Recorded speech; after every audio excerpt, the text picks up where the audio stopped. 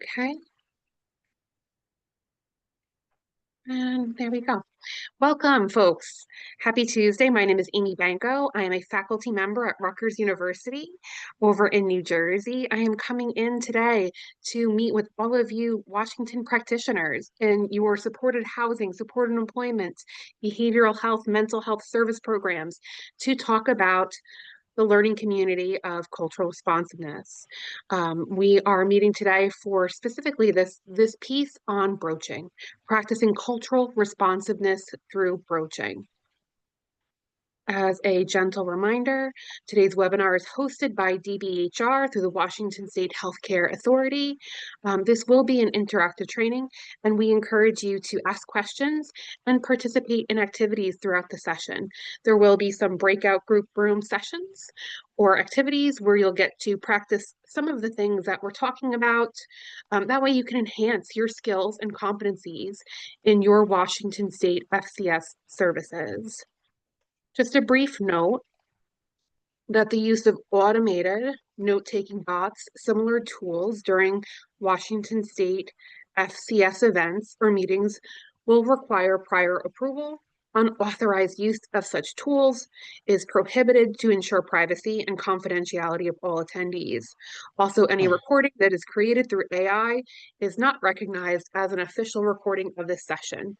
And Washington State representatives reserve the right to exit trainees from the training if they're using AI to take notes without prior approval to the session. Additionally, please note that materials and recordings related to these sessions will no longer be emailed to participants. Materials will be uploaded to the chat during today's session. I will upload those PowerPoint handouts and PDFs into the chat at the end of the webinar. The recording of today's session will be available on the HCA FCS channel, Foundational Community Supports FCS YouTube, approximately 2 weeks after the session. And for every cultural responsiveness learning community, I always like to give a gentle reminder of community guidelines. And those are just some basic ground rules for how we operate in this virtual space together. One, I really believe that we have to maintain respect and dignity for all of the complex and beautiful identities that we bring into our virtual space. That I firmly believe in co-learning. Everyone here has different experiences, competencies, expertise that we can draw from. Hopefully everyone can be present and engaged and lead with curiosity during our activities. And really, my goal is to facilitate a session in a space where it's safe to share and learn, to ask questions. I know how busy all of you practitioners are. To spend 90 minutes in a training takes away from that direct service work that you do or, supervision of staff. And so I want to make these 90 minutes intentional for your professional growth and your service provision. See some things in the chat. Some more folks introducing themselves. Welcome, welcome. Great to have you here today. And a little bit about myself. So I mentioned that I'm at Rutgers University. I'm with the Integrated Employment Institute. I've been working in the field for over a decade now and focus my efforts at Rutgers in providing evidence-based training and implementation science and support for people, practitioners in the mental health field to assist individuals with mental health conditions in returning to work and returning to school. So supported employment and support education. My PhD, which knock on wood is almost complete, is in counselor education and supervision with a focus on the treatment of trauma. And definitely a focus on if you're trauma informed, if you're treating trauma, you are going to be also looking at aspects of being social justice oriented, anti-racist, as well as culturally responsive. And so this is really where my interest and expertise lie in doing this work and being a practitioner that addresses all aspects of individuals in our service, including those that can experience the most amount of marginalization and or oppression. And so thinking about our agenda for today. Oh, I hear a bit of feedback. Let me see if I can mute.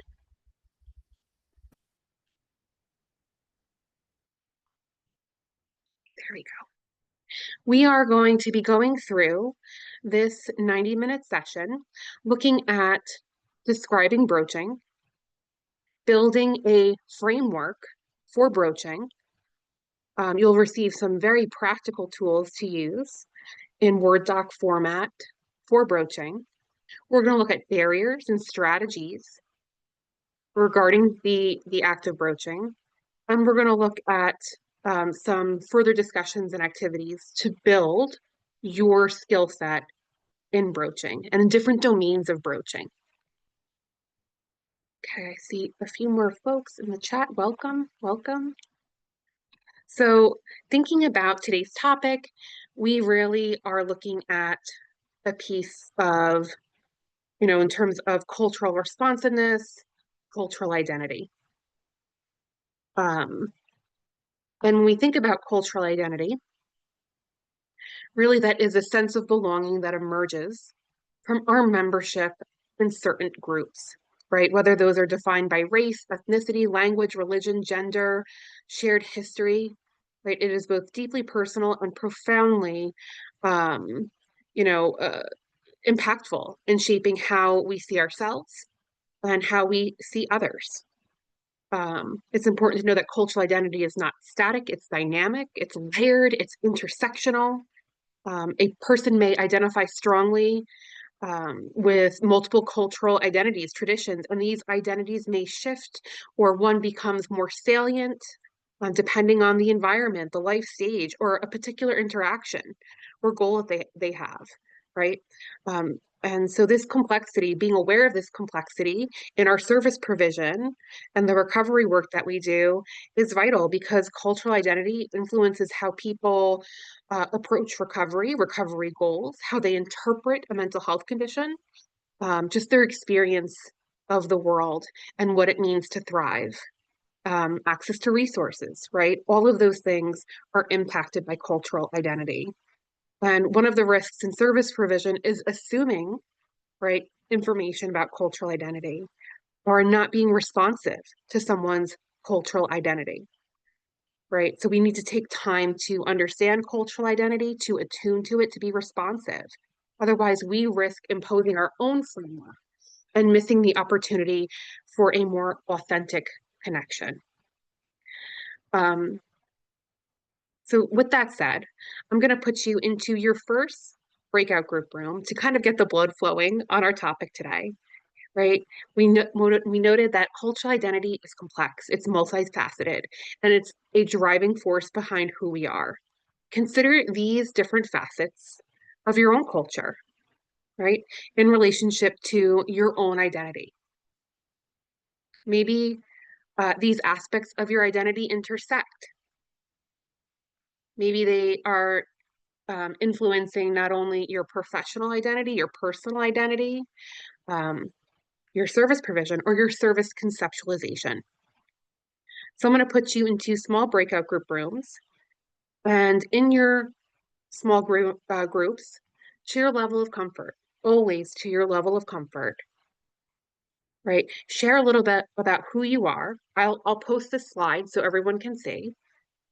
Consider what are your most salient cultural identities that you think about the most or least often, and maybe the identities that have the strongest effect on how you see yourself as a practitioner.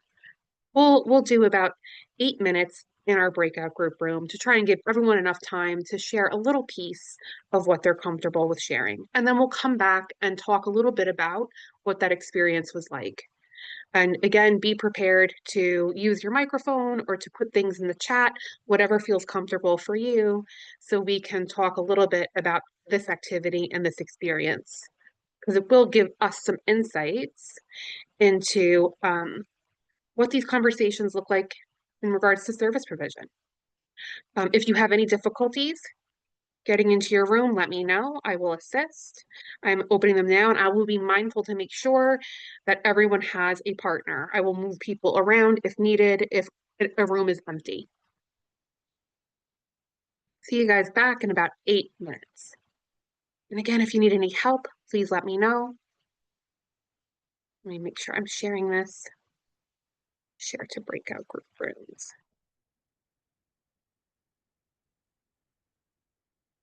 If anyone needs help getting into their room, I am here to assist.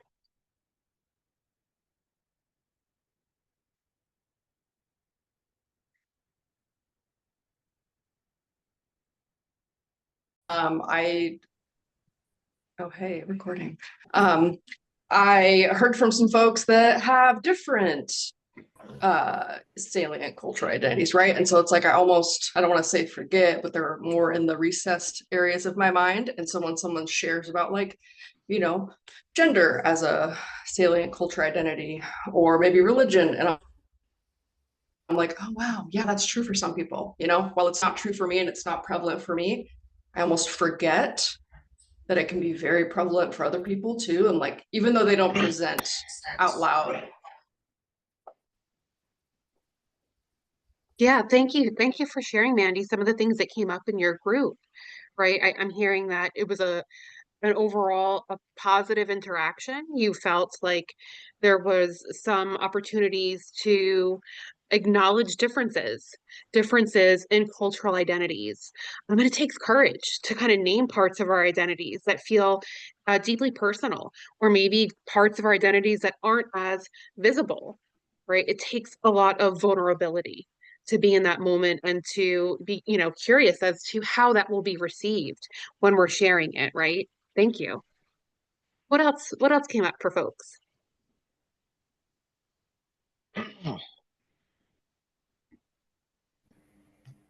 Cultural identity has many faces. You can't you can't just say it's just one thing.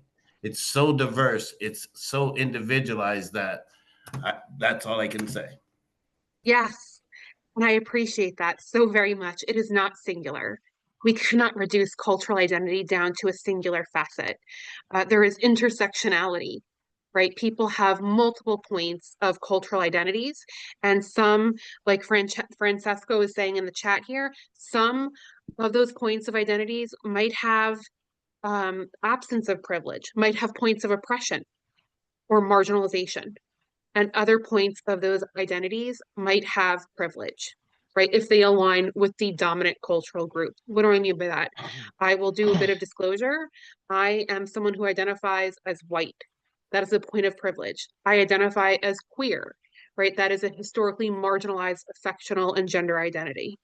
I identify as someone in a lower socioeconomic status, grew up in a low socioeconomic status household, right? So that is different facets of my identity that come to my mind, that you're noting that can have different um, relationships to areas of privilege and areas that have historically been marginalized and or oppressed. Yeah. What else comes up for folks? Anything else? We're hearing that it's a vulnerable moment, that culture is multifaceted, that there's so much diversity, that it can be affirming to hear people talk about their cultures and for us to share about our cultures.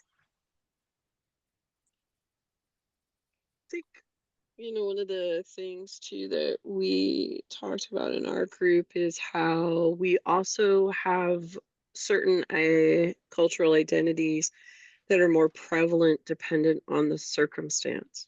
So we might have identities at work that are more relevant than at home with our base group of friends and family versus even when we went to school, for example. Yeah, so Victoria, I love how you're identifying that in environments, our identities, certain facets of our identity can be more salient, can be more impactful, right? And that is such a good point. Choose age and gender, whereas I don't think about being white because there's no challenge there. Yeah, the idea of empathy versus sympathy when it comes to identities you may not experience firsthand. Bree, that is such an important point of knowing, right? That we cannot know a person's experience in their cultural community, living that cultural identity. And so we have to lead with empathy, curiosity, a desire to learn, a desire to understand and validate. Yeah. Having family or friends who have cultural identities that are different than your own, but you have interacted with them. Yeah. Yeah, it can be difficult to think about our different aspects of our culture, right? It's probably a privilege that I don't have to, yeah. This exercise can very easily begin to um, underscore, highlight areas that we may not think about that other people, right, think about frequently, and that's positionality, right? How we think about our cultural identities in relationship to others and the experience of others.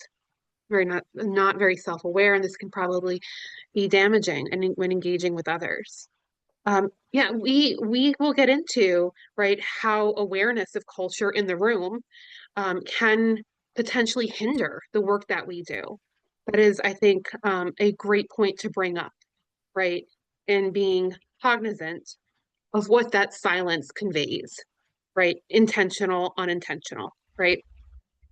So when we think about culture and cultural identity, this whole series is designed to really highlight how can we be more culturally responsive, especially in a time where we are finding that there are a lot of pushback, rollback in terms of what we see on a federal level in trying to eradicate or have erasure of cultural identity, right? We know in various fields, whether it's the ACA, American Counseling Association, the APA, and the American Psychological Association, we know best practice is to support a person holistically.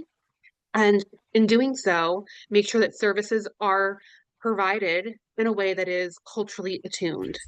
That is a big piece, right, of supporting folks.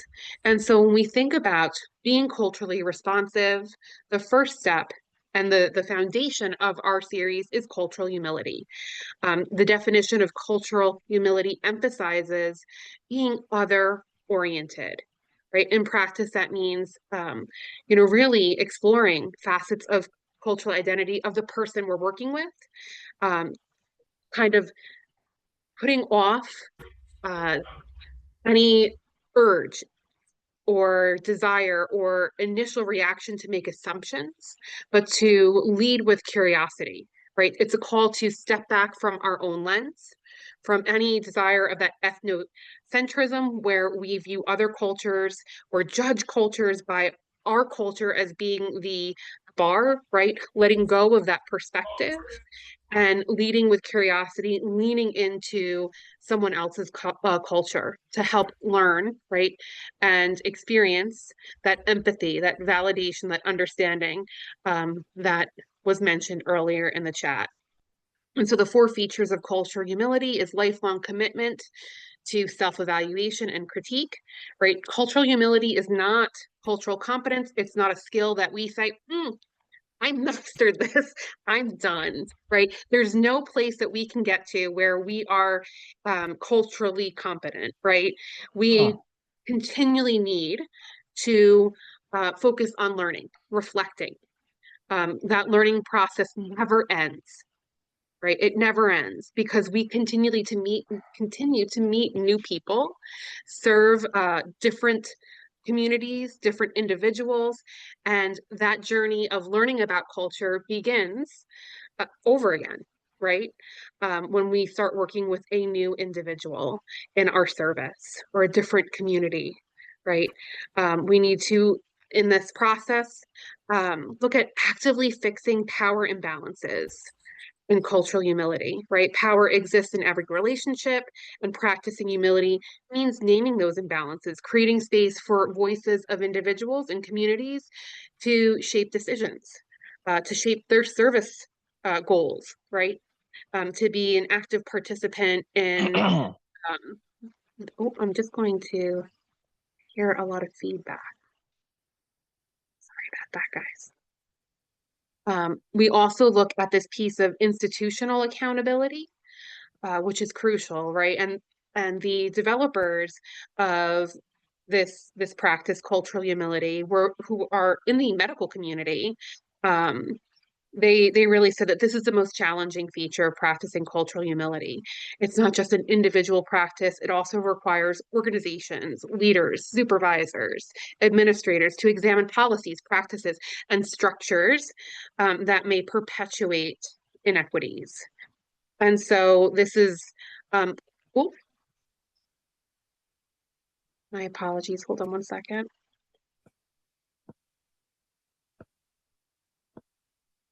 I'm not sure what just happened with my slides. Hold on.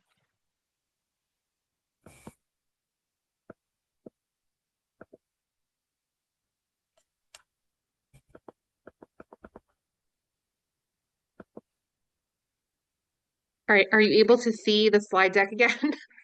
Yes. Okay, thank you. Sorry about that. And so when we think about, um, cultural humility, and these four features, one way to kind of put this mindset, right, that openness to learn from others we serve is through the act of broaching, right? Broaching translates that mindset into action. And so that is what we're focused on today. Broaching behavior involves intentionally attending to, bringing in cultural factors that may impact the person in service. Right. The developer of the model that we're referring to today is Dr. Norma Devines.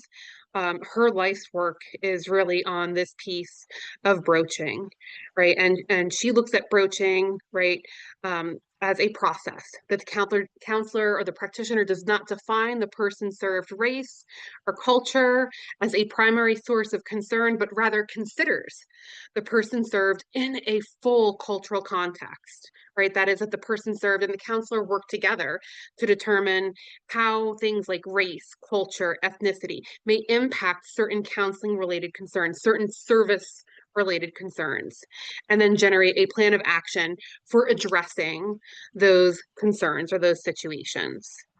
So when we think about broaching, right, and this model by Dr. Devines, really broaching is the counselor or practitioner's intentional effort to explore the facets of race, ethnicity, and culture, what Dr. Norma Devines refers to as REC, within our FCS services. It's not waiting for the individual to raise these topics, but for us to proactively create space for them. Broaching signals to the person that we're providing services to that these parts of their identity matter and that we are willing to engage authentically with them, right?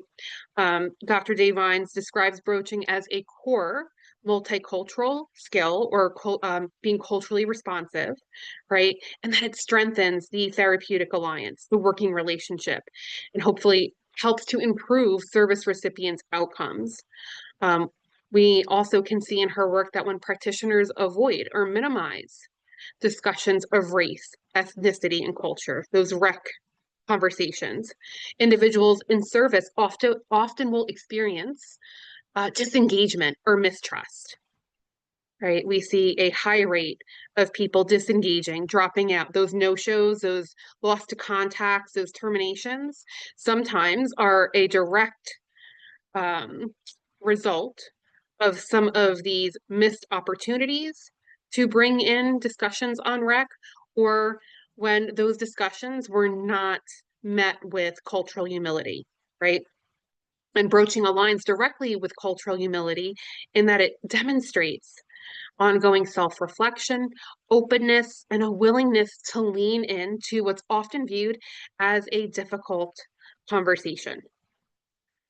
I do have a brief video of Dr. Devines talking a bit about broaching. Oop, you know what? Let me make sure that the sound is shared. Hold on one second. Share sound.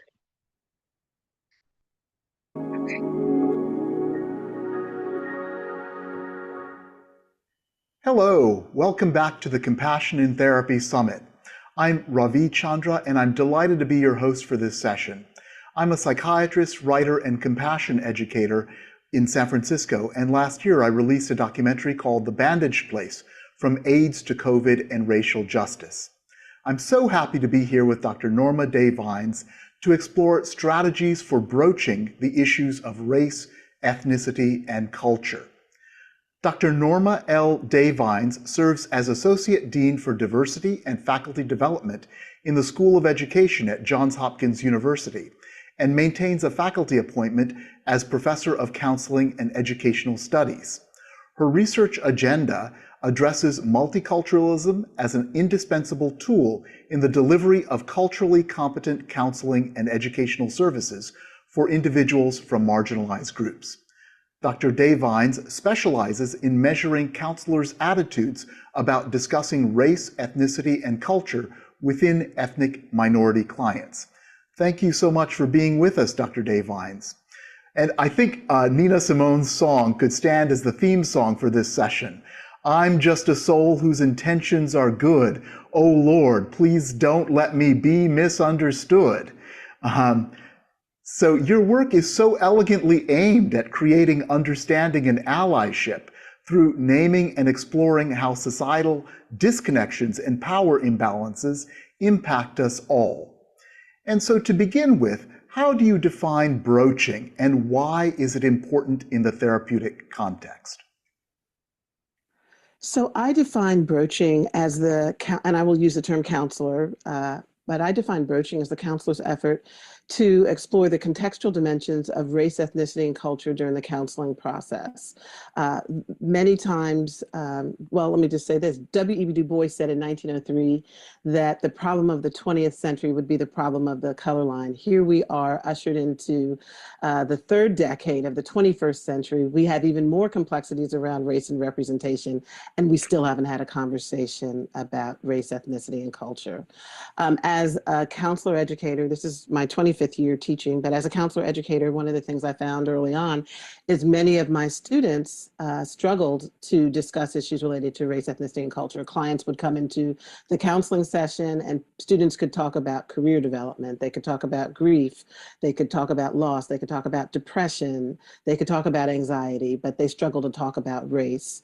And so I helped develop this model so that students would have a framework and understanding of why this is important and how you do it. I think because societally we don't have a template for discussing race, and because the counseling session is a microcosm of society in the counseling arena, many students don't know how to address these issues. And so my contribution to counseling has been to try to make sense of all of this. So yeah, so you bring up the idea that this concept was. Okay, so that is Dr. Day Vines discussing a little bit about her work and again contribution to the field on broaching. And one of the highlights of that snippet is that Dr. Day Vines identifies that there's not a lot of education, training, support that people receive in talking about race, ethnicity, and culture in counseling sessions, in mental health, behavioral health services. So go ahead and put in the chat. Do you find that to be accurate, in terms of your training, whether you have a certification, a degree in psychology or social work or counseling? Was there a lot of time and attention and training spent on having these conversations around right? Race, ethnicity, and culture. You could put in a yes, Y for yes, and N for no. Did you feel like you had adequate training, adequate education?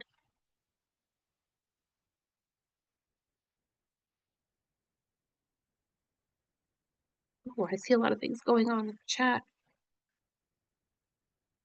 Okay, I'm seeing a lot of no's, some yeses. Some classes on anti-racism and discussions around race, but students were not required to take them. Oh my goodness. Yeah, it wasn't a part of the core curriculum. It was almost like an afterthought, like an elective. Oh, okay. A lot of no's. Yes, so that certified peer support, Chloe, the certification really focused on aspects of culture. I'm not surprised there that there are a lot of efforts from these, peer programs. I am someone who also identifies with lived experience as a peer. And yeah, that there can be a lot of attunement, right, to those cultural facets and training to speak to those cultural facets. So a lot of no's. Yes, but always more could be done. Yeah, yeah. In school for BSW, yes. In practice, case manager, no. Yeah. So there's a mix here. Ex-teacher, lots of required classes on diversity and equity and inclusion there. Okay. So we see a mix. Um, and so it's always good to continue, right, your education, your training, to build on what you have been exposed to, your practice. And so I want to learn a little bit more about that with our second activity, right? Based on the education that you received, based on the services that you are engaged in, how do you open the door to conversations on race, ethnicity, and culture? You're going to go back to your small groups and just take a few moments. We'll do maybe another 8 minutes to think about, right, a time when you open the conversation about culture, identity, right, in your work in supported employment, supported housing, or any other behavioral health, mental health service model, right? You can share, what was that experience like? Who initiated the discussion, right? What was the person's response? What made it go well or feel awkward? What language or tone helped? You can share a little bit about any one of these prompts or probes, okay? And I will make sure that this slide is projected in your breakout group rooms. Again, always to your level of comfort, chat with your virtual colleagues. We'll be back in about 8 minutes, and be prepared to share a little bit about what came up. If anyone has difficulty getting into a room, please let me know. I think we have some new attendees. I'm going to assign you to rooms. And I'm going to keep my eye open to make sure that everyone has a partner. Let's see. If you need help getting to a room, I am here to assist you. Looks like everyone has a partner so far, and looks like everyone is assigned. Excellent. Resume recording. Okay, so we debriefed a little bit about that activity, looking at our personal experiences with broaching, getting a sense of what that feels like. And people, identified feeling a sense of awkwardness or discomfort. And that is an area to lean into, to learn more about our own experience. Why is this making me feel uncomfortable? What does that say, right? What should I be processing as a practitioner in regards to this experience and this discussion? So key aspects of broaching, this is from building upon Dr. Devine's work. Dr. King refines the definition of broaching as a both skill and stance, and it's our ethical responsibility, right? It is our responsibility to bring this discussion in, intentionally acknowledging and exploring the impact of race, ethnicity, culture, and identity, especially in the work that we're doing in that helping relationship. Right? The silent, the unspoken is present, right? It is present in that space, and that silence is making a statement in and of itself. And so it's our responsibility to bring in the discussion about REC of race, ethnicity, and culture. Broaching is not a one-time event. It's an ongoing process that unfolds, as you guys noted in your work, in your discussions, as trust deepens and as conversations evolve, services evolved, right? For example, supported housing participant might initially discuss cultural stigma around mental health in general, but later might disclose fear of eviction tied to racial discrimination, right? Broaching requires returning to these topics, often as contexts shift, as intersectionality is brought in, right? And so it addresses that dynamic of intersecting identities, right? That intersectionality, the complex ways that race, gender, class, language, disability overlap, right? In that, another example that we might see, a supported employment specialist might be working with you know, a job seeker who comes from a cultural background that values certain career goals and career expectations and values around work. And they may have some experiences with their mental health condition and their disability that may preclude them from wanting to pursue that particular piece of vocational goal, right? So it's like these intersecting identities of this is what my family is saying, my community says about vocational goals. And because of the ways I experience symptoms, I'm thinking of one person in particular that I was working with that was really being, you know, encouraged to go into nursing. And they had a lot of OCD on contamination, right? And so it was like, I don't want to pursue nursing. That would, you know, be something very triggering for my mental health condition, right? We also see that another key aspect of broaching is that it occurs on multiple levels, and we're going to dive into this. There are interpersonal attempts at broaching, right? Our own self-awareness and bias, and interpersonal dialogues with the individual.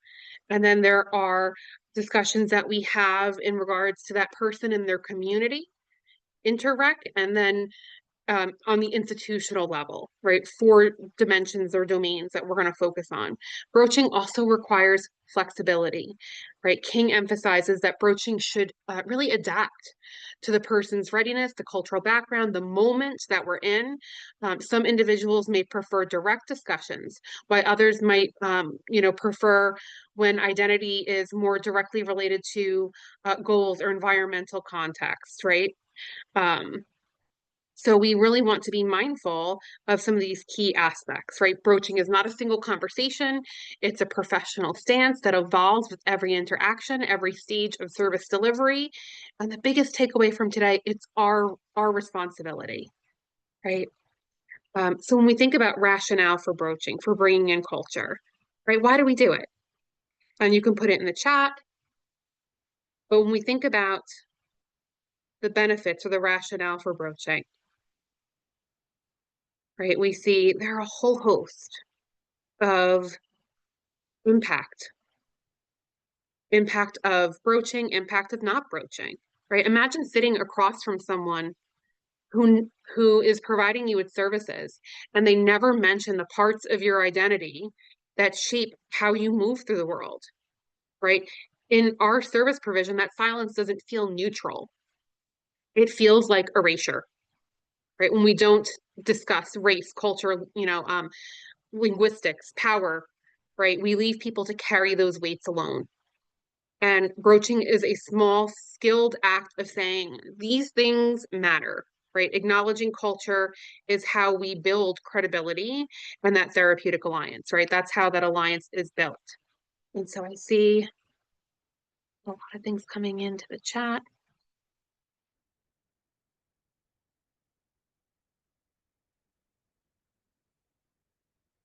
Like,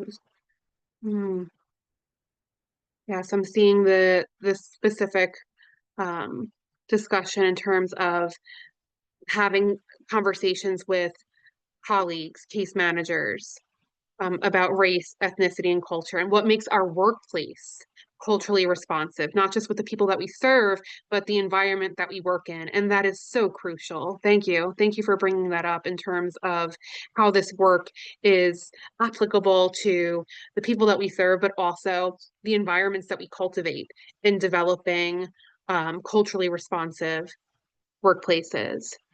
Deeper connection and supports.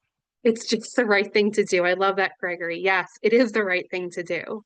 It's an ethical requirement. Yes, it is a part of the ethics for ACA and APA to be multiculturally skilled, responsive, and attuned. Yes, acknowledging someone's being as a whole. I love that, Amy. Yes.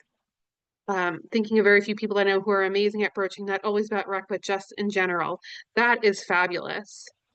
Yeah, knowing that we have colleagues, supports that we can speak with as they are, modeling and sharing, right, this clinical skill. Feel can make an individual know they're being heard and seen. Yes, absolutely. Yes. Okay. Thank you. Thank you, Kim. I appreciate that, and we'll remove that terminology. Yes, I see it. So thinking about um, rationale, we really want to build better, holistic, competent, right, services that address the person in a holistic manner, right, where we are again building that working alliance. When we are broaching, we are building a connection, right? We're saying, I want to know you holistically. I want to know more about your experience and validate that experience. It can help us to, again, address areas where we are maybe overestimating our cultural attunement, right? A person served frequently report in literature that, in studies, right, that practitioners are not aware of areas that they lack, right, competency, lack knowledge in, right? And so if we are using broaching and cultural humility, we can find areas, gaps in our knowledge, in our practice to be more culturally attuned. Um, and when we use broaching and cultural humility, it prevents rupture, right? Which are experiences of being invalidated, right? Ruptures are experiences of being invalidated, experiencing bias, prejudice, inequity, right? When we broach, we prevent, hopefully, those ruptures. We also can reduce premature termination and disengagement, right? We see that early dropout is higher when people experience services that are, culturally insensitive, culturally misattuned, right? When there's lack of cultural responsiveness, what people can view that as an invalidation in and of itself, a microaggression, feeling unseen, unheard, right? And just overall a negative experience. And so people will leave services. And so we can hopefully keep people engaged, keep people experiencing higher levels of satisfaction, and hopefully higher levels of outcome attainment when our services are culturally responsive using broaching. We also, and this is a big one, there is a predominance, right? This last one of homogeneity in the counseling workforce. And there are efforts to diversify the workforce, right? There are efforts in terms of organizations and their hiring practices. I know here in New Jersey, I'm sure in Washington State, there are efforts to diversify education programs, counselor education programs, peer certification programs, right? But what we see currently is predominantly the workforce is identifying as white. They identify as female clinicians, cisgender female clinicians. And that can create a mismatch, right, in terms of the workforce and individuals in service, right? There is that then responsibility of practitioners to practice cultural humility and active broaching, right? Broaching creates a bridge that invites a person served to share with the practitioner about their life and their cultural context, instead of the practitioner making assumptions or saying, oh, I don't see race, right? Like race is not a part of my service conceptualization, right? Well, then that's saying that I'm not interested in knowing about this person and their experience, when race can be a very race or other, right? Identities that have been historically marginalized and oppressed, right, can be very salient to their experiences in mental health services and their experiences accessing resources, having equity in resources.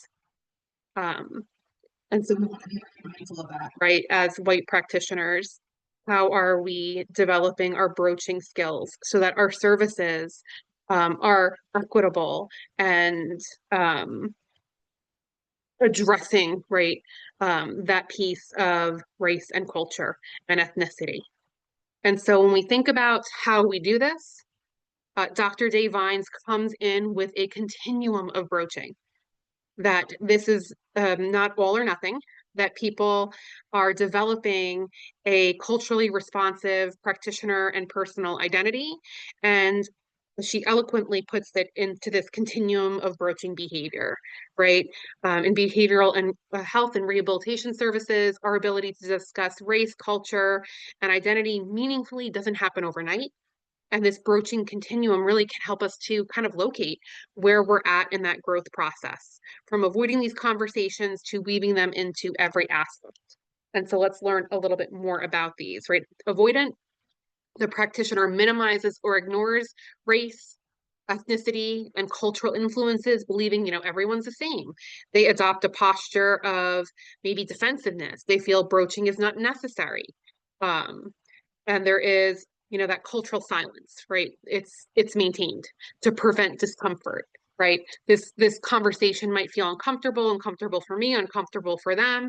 They might perceive it as divisive, and so I'm going to avoid it altogether, right? They may refuse to consider the contextual dimension of race, ethnicity, and culture in service provision. And so that might look like a supported employment counselor helps a job seeker process like a workplace conflict without exploring whether racial bias or stigma around mental health is involved. Maybe focusing only on like, oh, let's develop communication skills, right? And isolating, right? That's when a person is agreeing to broach but harbors maybe some reservation due to limited sense of personal efficacy and a concern about a person's reaction, right? They recognize the need, but they have reservations maybe due to discomfort, lack of skill, concern about negative reactions. They are expressing that apprehension. And then we see continuing piece. In identity and development, the practitioner attempts to address cultural factors, but does so inconsistently or oftentimes with like limited self-awareness. Statements may be well-intentioned, but feel intellectualized or disjointed from practice. Attitude may, reflect acknowledgement of the importance of broaching, but, they're just not, maybe they're doing it mechanically, right? They can't translate, right, that recognition of cultural factors into effective communication with the people they're serving. Then we see integrated, and that's when the practitioner consistently integrates multicultural awareness into all phases of their service, right? The engagement goal setting, they explore power, privilege, identity, collaboratively and respectfully, right? And then there's infusing, and that's when a person regards broaching as important and related to other efforts in what they're doing personally and professionally to eliminate oppression, promote social justice, equity, and inclusion. There's a demonstrated commitment, right, towards broaching race, ethnicity, culture, and there's a sense of responsibility, towards social justice and addressing forms of oppression on a service and systems level. Infusing is really not just about professional identity, it's also about personal identity. The practitioner is really embodying cultural responsiveness, both in the domain of personal as well as professional identity. And so I'd like for folks to consider back in your groups, where do you think you fall? Right? Where do you feel like you are locating yourself on the spectrum? You can share a little bit about that experience, right, with your group members, and just get a sense of where things are at for you, where you would place yourself. And I'll see you back in like about 5 minutes. Make sure that is shared so you can review it. Again, just get a sense of where folks are at. Where do you place yourself on the continuum? Where are you currently?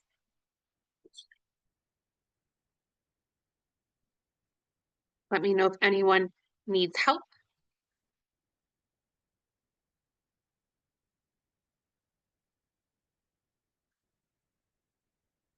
getting into your breakout group room. Do see a few folks. Oh, I don't want to move people. I want to make sure everyone has. Vance, do you need help getting to your room?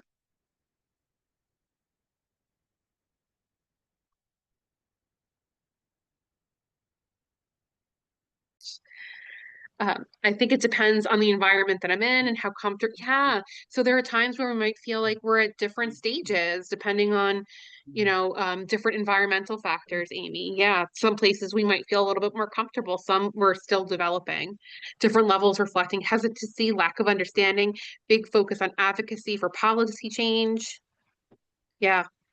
Brandy, I think that mindset of having a lot to learn is just a continuation of that aspect of cultural humility, of feeling like we still have more, right? We are still a student. We are still absorbing information. We're still curious. We still are seeking to, again, learn and build and grow. And that is a mindset that I feel like we always need to demonstrate when we feel like we have mastered, navigating these discussions. That's oftentimes a red flag, right?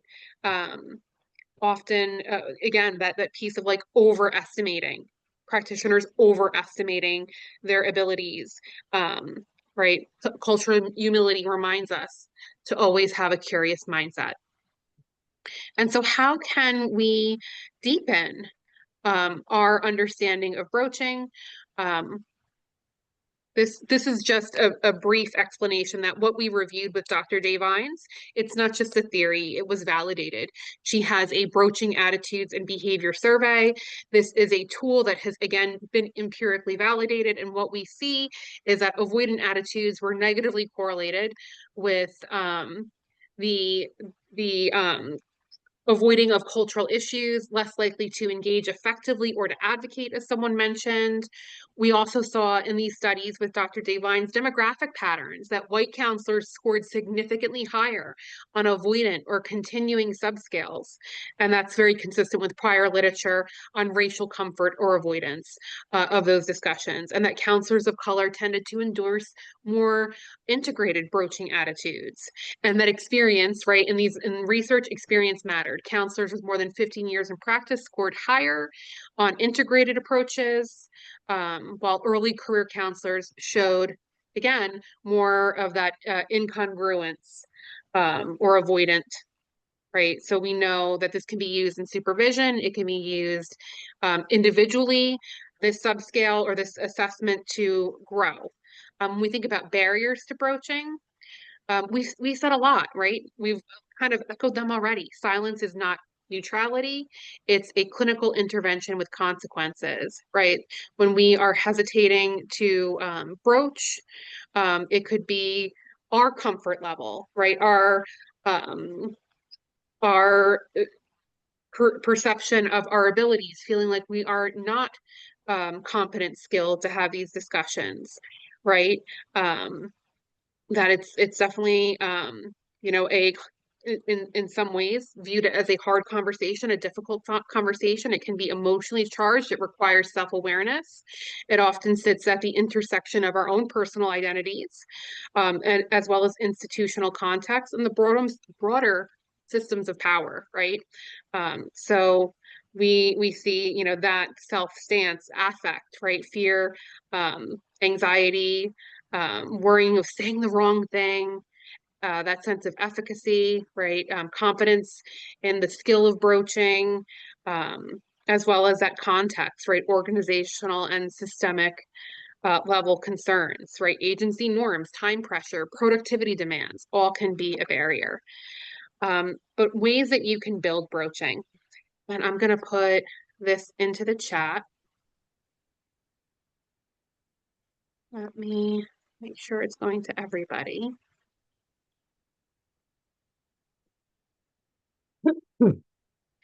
This is Dr. Davine's 4 Dimensions of Broaching. And I took her material and just put it in a handout. That way, you can utilize this in your work.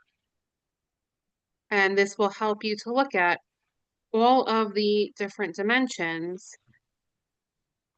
that Dr. Davines identifies as areas for broaching. So please download that in the chat. And what are these areas, right? The first dimension, right, is intra-counseling. And it asks us to pause and reflect on our own cultural positioning inside the helping relationship. It's about our tone, identity, our power, privilege, trust and comfort, right? And so we really look at, you know, this piece of how my identity, my tone, my power affects, right, the different counseling interactions. The second, right, dimension that out of the four that Dr. Davines acknowledges is how multiple intersecting identities operate within a person, who that person is within themselves, right? Someone said early on today, culture is not just a singular facet, there are multiple facets. And so broaching in this particular domain looks like again, how does these intersecting identities shape the person's experience, resilience, stress? And so that might look like, you know, you mentioned several identities that are important to you. How do they fit together in shaping your goals, right? How do your cultural values and family expectations influence your recovery or what employment looks like for you? Whereas examples of the first broaching intra-counseling might look like, you know, I'm aware that I hold professional power in this space. I want you to know that you can share with me if something doesn't sit right with you, right? I may not always get language perfect, but I want to keep learning and meet you and your needs, right? It could look like, if I ever miss something important about culture, identity, please let me know. I wonder how my role as a provider might affect, right, what feels safe to share, right? Those are all samples of potential broaching statements in these two domains.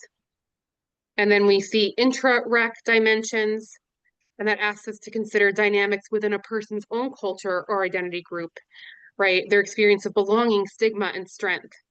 And so that might look like, how are messages from your community shaping how you see yourself at work or housing, right? What helps you to feel most accepted within your community? What makes you, you know, within your own group, what are there differences in how people talk about mental health or employment or housing? Or sometimes people may face judgments inside their own communities. Has that been a part of your experience? Right? Those are all examples of within their community intra-rec.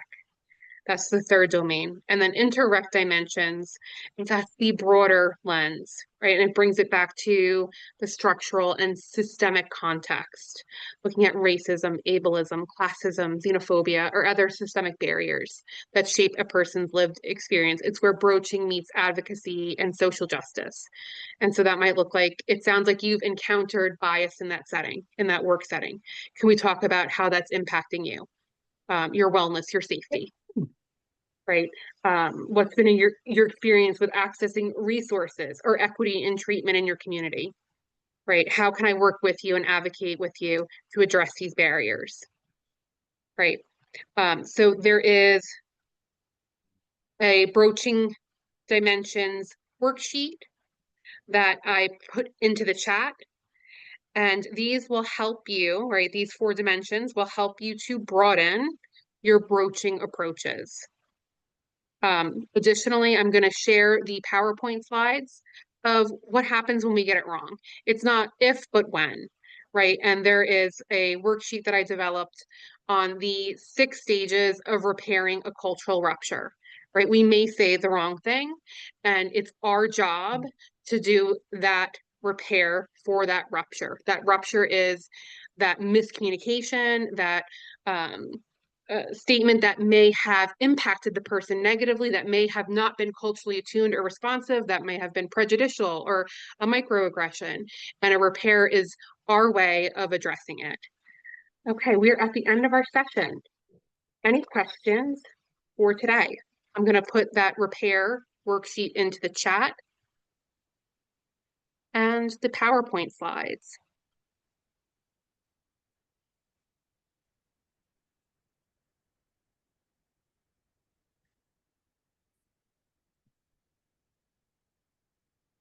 Any questions?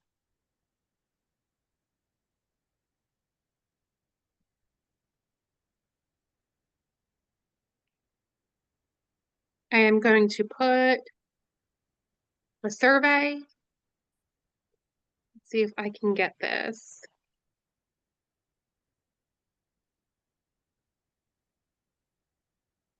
I don't know if I can copy that into the chat. I might have to stop my share.